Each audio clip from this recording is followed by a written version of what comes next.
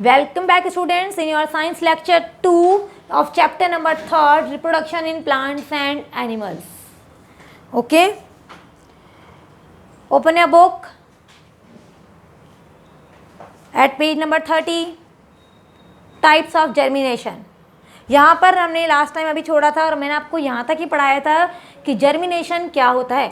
Germination एक ऐसा process होता है जिससे प्लांट जर्मिनेट, सीड जो है वो जर्मिनेट होना स्टार्ट करता है, ग्रो करना स्टार्ट करता है। There embryo grow to form the root system and then the shoot system. Embryo develop होगा, ग्रो होगा, सबसे पहले वो रूट सिस्टम बनाएगा और उसके बाद शूट सिस्टम बनना है। जब तक शूट सिस्टम डेवलप नहीं होता तब तक प्लांट को खाने देने वाला है cotyledon. Food for the growth of embryo provided by cotyledon. You will also notice that during the entire process of germination, seed remain inside the soil. ये पूरे germination के दौरान seed किस में रह रहा है? soil में रह रहा है।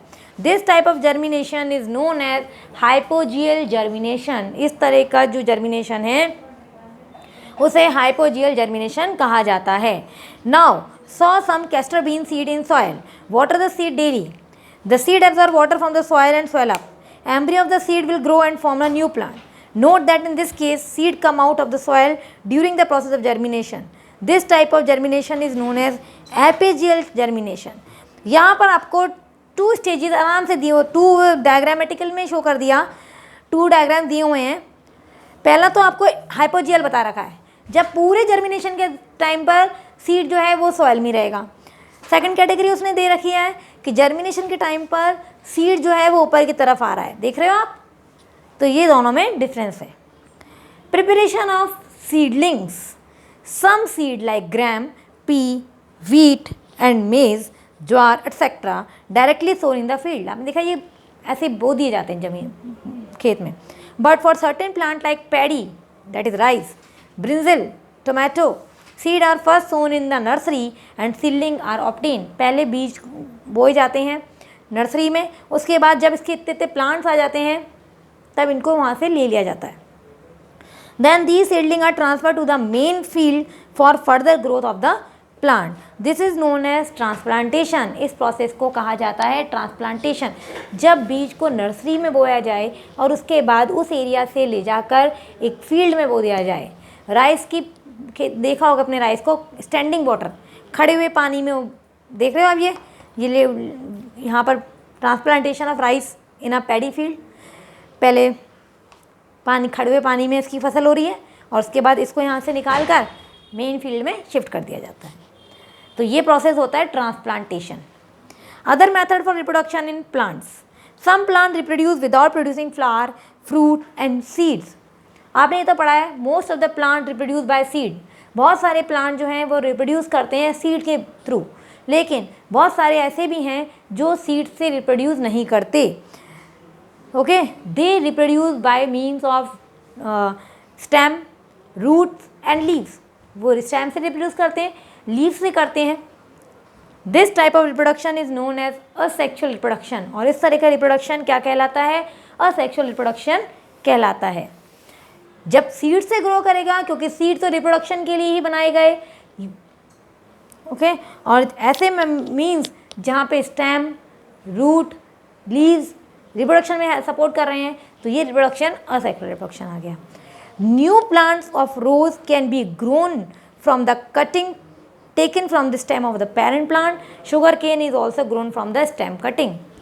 इस तरह से आपने देखा होगा कि रोज़ की स्टेम होती है उसको ऐसे कट करते हैं और ऐसे कट करने के बाद ऐसा टेढ़ा सा काटते हैं उसको, और उसके बाद उसको स्टेम कटिंग के थ्रू बो दिया जाता है। देखो यहाँ पर आपको दिखा रखा है स्टेम कटिंग कैसे हो रही है। इसी प्रोसेस से शुगर केन भी ग्रो होता है। Potato and ginger grow from underground stem. Plant like radish, sweet potato, carrot grow from roots. Leave like bryophyllum. ये ब्रायोफाइलम लीफ एक आपने देखी कि बहुत मोटी सी फ्लैशी लीफ होती है, और ये फ्लैशी लीफ जो है इसके ऊपर ऐसी ग्रीन कलर की आउटग्रोथ आ जाती हैं। थोड़े दिन टाइम बाद ये अपने आप पेरेंट की बॉडी से, मतलब पेरेंट लीफ से डिटैच हो जाती है, हट जाती है और जाके ज़मीन में उग जाती हैं। Some plants like fungus, bread mould can reproduce by the formation of spores. और यहाँ पर फंगस है, ब्रेड मोल्ड्स हैं, वो किससे ग्रो करते हैं? वो ग्रो करते हैं स्पोर्स से। स्पोर्स होते हैं दाने, जैसे सूजी होती है आपकी, है ना, इस तरह के स्पोर्स होते हैं जिनकी वजह जिनसे ये ग्रो करते हैं। Bacteria have very simple method of reproduction. यहाँ पर बैक्टीरिया का अलग ही रिप्रोडक्शन मोड है। When fully formed each bacterial cell divide into two small bacterial cell. This process is known as binary fission. यहाँ पर एक बैक्टीरिया क्या हो रहा है, ग्रो कर रहेगा जब, तो डिवाइड होगा। सिंगल बैक्टीरिया सेल जो होगा डिवाइड करेगा और दो छोटे छोटे स्मॉल बैक्टीरियल सेल बना लेगा। ओके, ये खुद में, और उसके बाद ये खुद ही ग्रो करें। यहाँ पे देखो आप, बाइनरी फिजन दिया हुआ है। पहले इलोंगेट हो रहा है, उसके बाद दोनों डिवीज़न आ गए, सेल डिवाइड हो गए, दो बन गए, उसके बाद दोनों अपनी अलग डिटैच हो गए, हट गए वहाँ से, देखे हो, तो 2 बैक्टीरिया सेल बन गए। इस तरह से ये रिप्रोड्यूस करता है। यहाँ पर अमीबा जो है वो बाइनरी फिजन से कर रहा है, बैक्टीरिया भी बाइनरी फिजन से कर रहा है। इनकी बॉडी इलोंगेट होती है, खिंचती है और बीच में से टूट जाती है। इनके पास दोनों के पास अपना अपना खुद के मटेरियल आ जाते हैं, ये उन्हीं के भरोसे रिप्रोड्यूस करने लग जाते हैं। Female frog lay eggs in water which are fertilised by sperms of male frog in water. The egg develop to form the tadpole larva. Tadpole larva undergo certain changes to form the adult frog and the tadpole stage is spent entirely in the water. आपको पता है female frog क्या करती है, egg ले कर देती है। उसके बाद जो मेल फ्रॉग है उसमें अपनी बॉडी में से उसमें स्पर्म रिलीज़ कर देता है और वो डेवलप हो जाते हैं इनटू लार्वा। लार्वा में डेवलप हो जाते हैं। यहाँ देखो लार्वा में डेवलप हो गया। इसके बाद टैडपोल लार्वा जो है इसमें कुछ चेंजेस होंगे जब तक वो बड़ा फ्रॉग नहीं बन जाता। जब तक बड़ा फ्रॉग नहीं बनेगा, जब तक वो वाटर में ही रहेगा।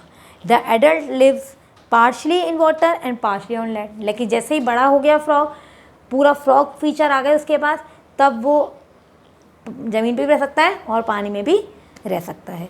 सच एनिमल आर कॉल्ड एम्फीबियंस। पहले चैप्टर में पढ़ा था हमने, एम्फीबियंस ऐसे एनिमल्स होते हैं जो पानी में भी रहते हैं और ज़मीन पर भी रह सकते हैं।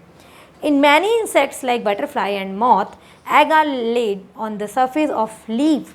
बहुत सारे ऐसे इंसेक्ट्स हैं जैसे कि बटरफ्लाई है, मॉथ है, उनके जो एग हैं वो पत्तियों के सरफेस पे रहते हैं, ऊपर की तरफ देती हैं। मॉस्किटो ले एग इन वाटर। मॉस्किटो को भी देखा होगा आपने, उनके एग जो हैं वो वाटर में ब्रीड करते हैं। इस ड्यूरेशन में, रेनी डे में क्या होता है, हम लोग कहीं भी खड़े हुए पानी को, स्टैंडिंग वाटर को नहीं रहने देते, वो या तो फटाफट पानी को सुखा देते हैं, क्योंकि जहाँ पे भी पानी दिखेगा वहाँ पर मॉस्किटो ब्रीड करेंगे। So larva of egg of butterfly, moth and mosquito first hatch into tiny larva. सबसे पहले जो बटरफ्लाई हैं, मॉथ हैं, मॉस्किटो हैं, इनके एग जो हैं वो टूटेंगे, फूटेंगे और किस में कन्वर्ट हो जाएंगे, into tiny larva. The tiny larva of butterfly and moth are called caterpillar.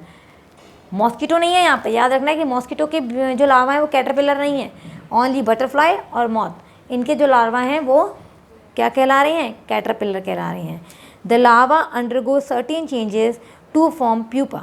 Larva को भी कुछ ना कुछ चेंजेस करने पड़ते हैं और तब जाके वो डेवलप होता है into pupa. From pupa adult animal is form. Pupa के बाद एडल्ट एनिमल बन जाता है। तो याद रखना है, एग के बाद आया लार्वा, लार्वा के बाद आया प्यूपा, प्यूपा के बाद आया एडल्ट बटरफ्लाई और या एडल्ट मॉथ। दिस इज दस the life cycle of an insect show 4 stages. तो हम ये कह सकते हैं कि मॉथ की या इंसेक्ट की लाइफ साइकिल में 4 स्टेजेस होती हैं। पहले एग है, लार्वा है, प्यूपा है और एडल्ट है। In bird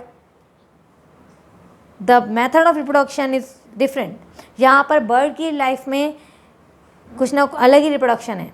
bird lay egg in the nest. Bird egg कहाँ दे रहे हैं, नेस्ट में दे रहे हैं। Their baby bird that hatch look exactly like their parents, unlike in the frog and insect. In mammal, young one are born directly and look similar to their parents. तो simple आपने देखे cat, dog, जैसे ही cat का kitten देखते हैं हम, resemble हो जाता है, पता लग जाता है कि कैट है ये। उधर डॉग में पपी देखते हैं तो रिजेंबलिंग दे देते हैं पेरेंट्स की। हम लोग अपने ह्यूमन में देखें तो हमें भी छोटे बेबी देख के पता लगता है ना कि हमारी कैटेगरी के हैं ये। तो यहाँ पर यही डिफरेंस करता है, हमें रिजेंबलेंस मिल जाती है ऑर्गेनिज्म को देख के। तो student, this is the chapter and now you have to read the chapter. I had already sent PDF and you all have to do PDF in your notebooks. Thank you.